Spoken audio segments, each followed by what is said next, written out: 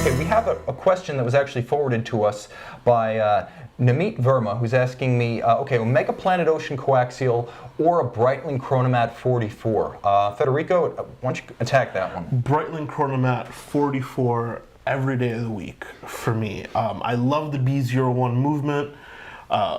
It's a vertical clutch column wheel movement. It's very, very robust. It's got a fantastic power reserve. The Chronomat is one of the very few chronographs out there that's resistant to 500 meters. Yeah. It's a pilot's watch, but it's also a dive watch. That's a good point. Exactly. It's a pilot's watch, also a dive watch. And you know, the look might not be for everybody, but you have so many options when it comes to straps, dials, bracelets.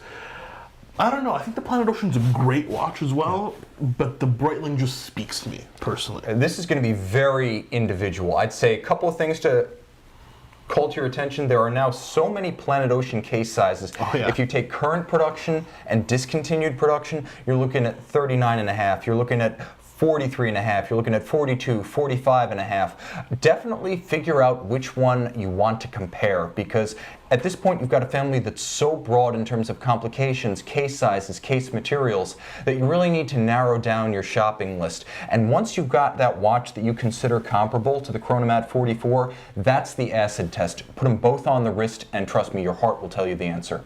Absolutely, great advice. You need to try them on.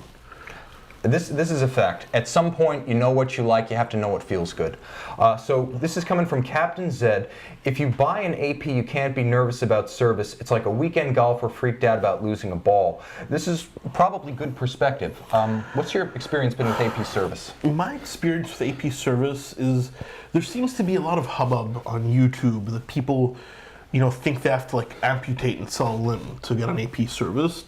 Listen, guys, it's not terribly, I mean, it's not inexpensive, but the AP servicing costs really go through the roof if you have to polish a Royal Oak.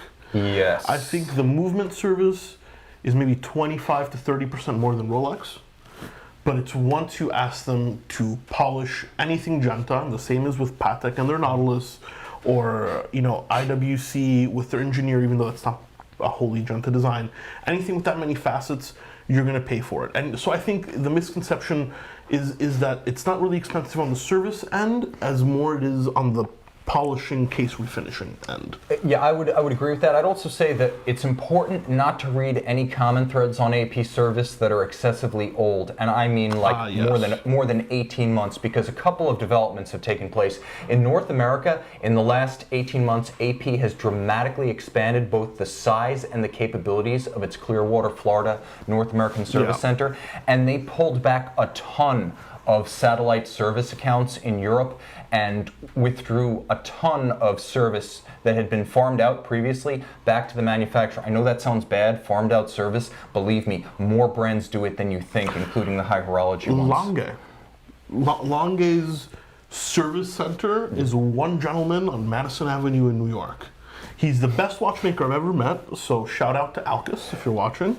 But it's literally, it's one gentleman. If you need service from an AP, you know, tourbillon, anything, it's one gentleman in a little room on Madison Avenue. And here's the thing. Audemars Piguet had a bit of a crisis of conscience and identity, I would say 24 months ago, and huge changes, very traumatic internally, especially in Europe, regarding their service network. Give them a fair chance and a fair shake. The prices, as Federico mentioned, are going to be higher than Rolex, but you're also dealing with a lot more manual labor invested in making the movement and the case and the bracelet that requires a commensurate level of expertise and training to service on that end. You're right, and when I say higher than Rolex, I don't mean dramatically. I think if you're just servicing an AP movement, let's say time only, I don't want to quote a price, but it's under $1,000. Yeah. And I was quoted by them regarding a full restoration of an ultra-thin automatic tourbillon. It was actually the Tourbillon 1 from the 80s. They quoted me $4,000 for a full restoration, which I thought was very fair. That's nothing. For an ultra-thin tourbillon full restoration, honestly, that's very fair.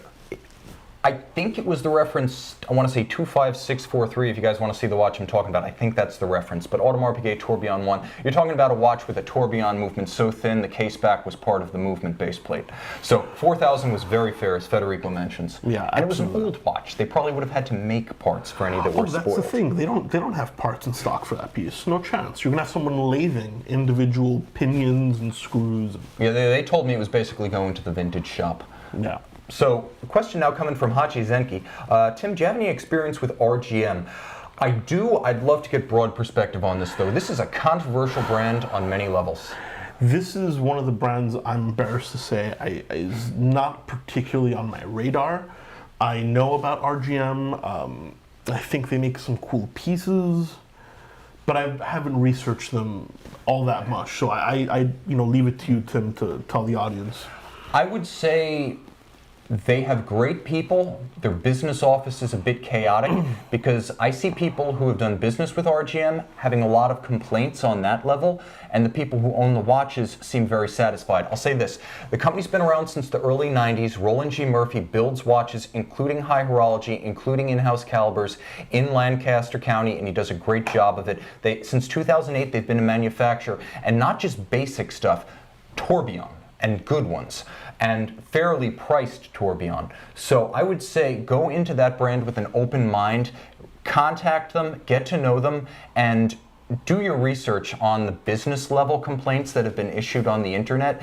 Honestly, I would love to hear RGM's side of the story because there are always two sides to a tango. Oh, yes. And as far as I know, I've never heard a complaint about an RGM product. So I have a lot of faith in a company that gives you a product with integrity. I would just love to know what's going on the business side and the service side. Anybody that owns an RGM becomes a very much a fanboy of the brand. Yeah. And that speaks volumes.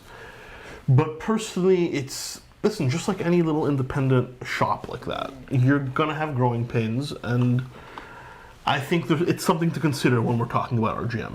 Yeah, I think that's important to note. Again, when you're going with a manufacturer that small, where the founder of the company is the name of the company and the man at the helm, you need to look at it almost like commissioned art, where you're going to deal with the idiosyncrasies of the artist and the process. You're going to look at it as a collaboration, and ultimately you're going to be able to accommodate any hiccups along the way. We were talking about Nomos and their move to manufacture components and movements. It hasn't been a smooth ride. What you want to know isn't so much the specifications of the product, but how good is the follow-up, the after-service support, and Absolutely. What's the moral center of gravity of the manufacturer. That's why I say on a micro manufacturer like that, get to know them before you buy. But I think they make great stuff. Fantastic advice, honestly.